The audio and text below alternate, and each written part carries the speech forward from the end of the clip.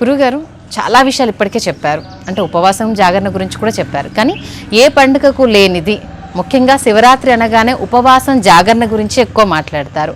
దీనికి మాత్రమే అవిశిష్టత ఉండడానికి ప్రధాన కారణం ఏంటి? పరమేశ్వరుడికి ఉపసమీపవాసం చాలా దగ్గరగా ఉండాలి. అంటే ఈ మనస్సు సర్వవ్యాపకమైన పరమాత్మకి అతి సమీపంగా ఉండాలి. ఉపసమీపవాసం చెయ్యాలి. దీన్ని ఉపవాసము అన్నారు. తర్వాత రెండో విషయం ఏమిటి? జాగరణము.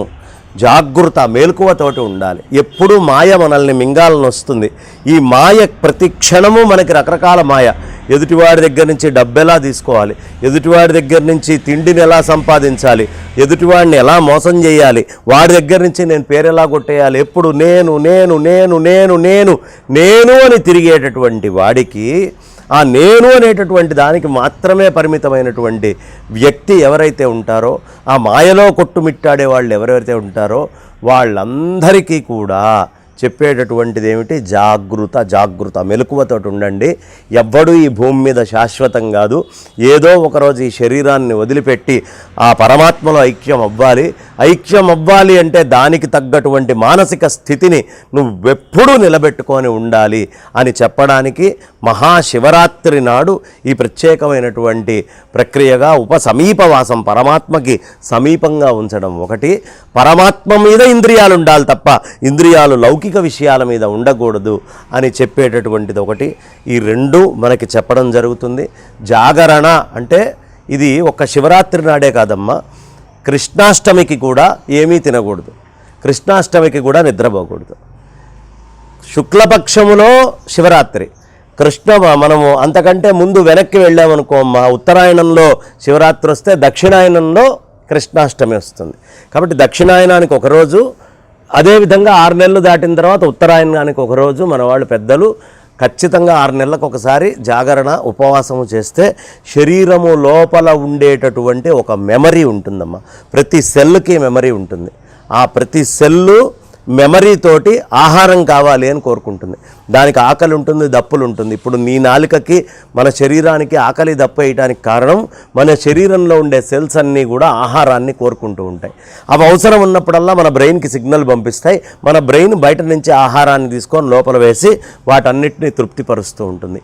ఈ మెమరీ ఏదైతే ఉందో, బయట నుంచి అడిగి తెచ్చుకోవడం అనే మెమరీ ఏదైతే ఉందో, ఆ మెమరీని తినడమే మెమరీ అనేది ఉండకూడదు అని శరీరంలో ప్రతి అణువుకి తెలియాలి అని ఆహారము అనేటటువంటిది తినకు. తద్వారా బయట నుంచి నువ్వు ఏదో శక్తిని తెచ్చుకోవాలి అనే భ్రాంతి మాయ నీకు ఏదైతే ఉందో అది ఈ ఒక్కరోజు పోగొట్టుకో. తర్వాత నిద్రపోవడం వల్ల నీ యొక్క సెల్స్ అన్నిటికీ కూడా మెమరీ రీబూట్ చేసుకోవడానికి శక్తి ఏదో నిద్రలో నుంచి వస్తోంది అనే భ్రాంతి ఉంది. కానీ నిద్ర కంటే అతీతమైనటువంటి ఆ అద్భుతమైనటువంటి యోగము అనే ఓ స్థితి ఉంటుందయ్యా. యోగ స్థితి నుంచి ప్రత్యక్షంగా శక్తిని తెచ్చుకోవచ్చు. ఉపవాసం ఉండి ఈశ్వర శక్తిని లోపలికి తీసుకోవచ్చు. అది ప్రతి అణువుకి మన శరీరంలో అందించవచ్చు అనే విషయాన్ని చెప్పడం కోసము ఉపవాసము జాగరణ అనేటటువంటి రెండూ పెట్టి, ఈ ఉపవాసం ఏమిటంటే అణువుకి తెలియాలి మన శరీరంలో పరమాత్మే నాకు శక్తినిచ్చేవాడు అని. అణువుకి తెలియాలి పరమాత్మ తప్ప ఇంకొక జ్ఞాపక శక్తి ఉండకూడదు అని. కాబట్టి శరీరంలో ఉండే ప్రతి సెల్ మెమరీని ఒక్కసారి ఈశ్వరమయం చేయడం కోసము ఈ రోజున మనం ఏమీ తినకుండా, ఏమీ వేరే ఇతరమైన నిద్ర ఇవన్నీ లేకుండా ఉండాలి. అంతే తప్ప పేకాడుకుంటునో, లేకపోతే షటిల్ ఆడుకుంటునో, లేకపోతే క్రికెట్ ఆడుకుంటునో, క్యారమ్ బోర్డు ఆడుకుంటునో ఇవి ఏవి చేసుకుంటూ చేసే ఉపవాసాల వల్ల ప్రయోజనం లేదు, చేసే జాగరణాల వల్ల ప్రయోజనం లేదు. ఇవన్నీ చేసుకుంటున్నా నీదైనటువంటి నిజాత్మ స్థితిని వదిలిపెట్టకుండా ఉంటే నువ్వు ఏం చేసినా పూజ చేసిన దాంతోటే సమానము. ఆ స్థితిలో ఉంటూ అర్చన చెయ్యాలి అని చెప్పడానికి ఈ ఉపవాసము జాగరణ అనేటటువంటివి పెద్దలు మనకి నిర్ణయించారమ్మ. గురుగారు, ఉపవాసం జాగరణ గురించి చాలా చక్కగా తెలియజేశారు. అలాగే అంటే మీలాంటి పెద్దలు లేకపోతే పూజ్యులు చెప్పిన విషయం ఏంటంటే, శివరాత్రి రోజు గుక్కడు నీళ్లు తాగకుండా ఉండే వాళ్ళకి చాలా పుణ్యప్రదం దక్కుతుంది, చాలా విశిష్టత ఉంటుంది అని అంటారు. నిజమేనా? అదే కదమ్మా ఇప్పుడు నేను చెప్పింది. అంటే ఇతరమైన భౌతికమైన విషయం గుక్కెడు కూడా లోపలికి తీసుకోకుండా అంతా ఆత్మస్వరూపంగానే ఎవడుంటాడో ఆ రోజు వాడి జన్మకో శివరాత్రి అని అనుకున్నాగా, వాడి జన్మలో అదే నిజమైన శివరాత్రి. కానీ అలా గుక్కెడు విషయాలు కూడా బయట నుంచి లోపలికి రాకుండా ఏమిటి నీళ్లు చేసేది? ఆర్తి తీరుస్తుంది. ఏ ఆర్తి తీరుస్తుంది? ఈ జీవుడు కోరుకుండేటటువంటి ఆర్తిని జలం తీరుస్తుంది. అలాగే ఈ జీవుడు భౌతికమైన అనేక విషయాల యొక్క ఆర్తితోటి కొట్టుకుంటూ ఉన్నాడు. ఎప్పుడు నాకు ఈ కోరిక కావాలి, ఆ కోరిక కావాలి, ఇది కావాలి, అది కావాలని. అలా కోరికలన్నిటినీ ఉపశమింపజెయ్యి. దాన్ని తగ్గించడం కోసం ఈ జీవుడు భౌతికమైన పనులు చేసేట్టుగా పరితపించకు. ఒక్కరోజు పరమేశ్వరుడి కోసం కేటాయించు.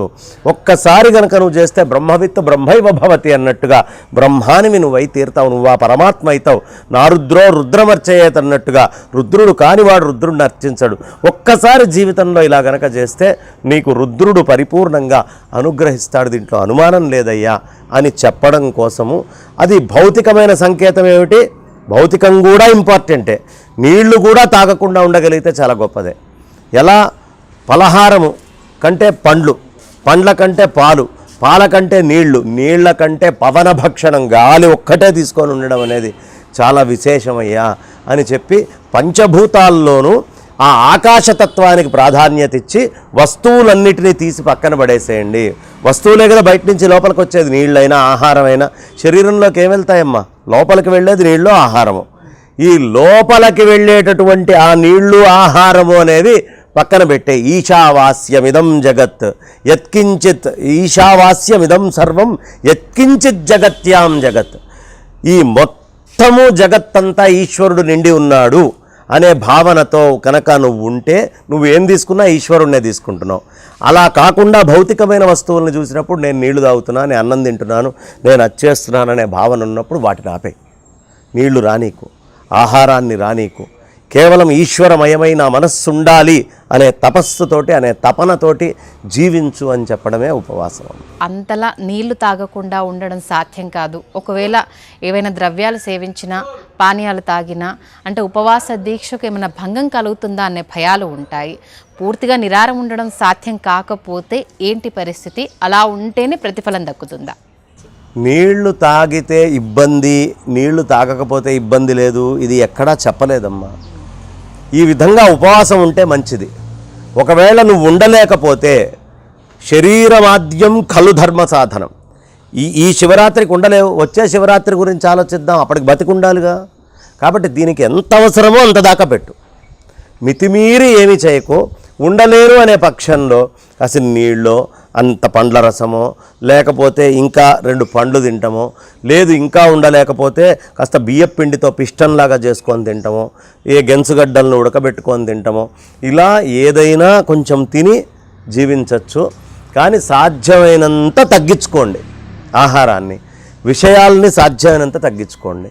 అదే తపస్సు అని చెప్తున్నారు పెద్దలు. కాబట్టి దాన్ని తపస్సులో భాగంగా, దీనికి ఫలంతో పోల్చుకోవద్దమ్మా. ఎవరు ఎంత చేస్తే వాళ్ళకి అంత ఫలం వస్తుంది. పూర్తిగా ఉపవాసం ఉన్నవాడు ఎంత ఫలం వచ్చిందో నాకు అంత ఫలం రావాలని నీళ్లు తాగినవాడు అనుకోక్కర్లా. ఈ నీళ్లు తాగింది కాకుండా మిగతా ఆచరించిన దానికి ఎంత ఫలం వస్తుందో నాకు అంత వస్తే చాలు. నువ్వు ఫలం గురించి తాపత్రయపడటం వల్ల కదా, ఫలం గురించి తాపత్రయం పడితే తాక్కుండా ఉండు. ఎంత ఫలం వస్తుందో అంతే చాలు. ఈ ఉపాధిని కాపాడుకోవాలి అన్నప్పుడు నువ్వు ఎంత ఉండగలవో అంతే ఉండు. దేనికి బలవంతం లేదుగా. ఎవరైనా మెడబట్టుకొని గట్టి కూర్చోబెట్టి చెప్తున్నారా? నీ శక్తి ఎంతో తెలుసుకో, దానికి తగ్గట్టుగా నీ ఉపవాసము, నీ జాగరణను ఉంచుకో. అందరికీ ఒకటే సిద్ధాంతం ఎప్పుడూ ఉండదు. పోయిన సంవత్సరం చేసినవాడు ఈ సంవత్సరం చేయలేకపోవచ్చు. 30 ఏళ్ల వయసులో చేసినవాడు 70 ఏళ్ల వయసులో అది చేయలేకపోవచ్చు. కాబట్టి వాడి శక్తిని బట్టి, వాడి యొక్క దీన్ని బట్టి ఎంత చేయగలడో అంత చేస్తే మంచిది.